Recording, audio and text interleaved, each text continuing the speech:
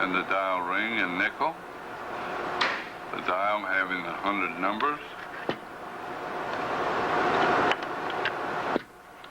And this features the hand change wheel curb. We'll remove the curb to show the hand change wheels.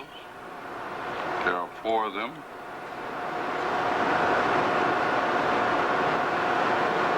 And as we observe the wheels, we identify this lock as being Hall, made by the Hall Safe and Lock Company. The case is of sandcast bronze.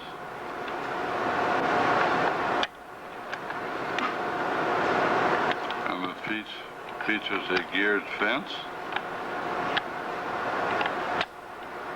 And we'll show the travel of the bolt to the retractor position.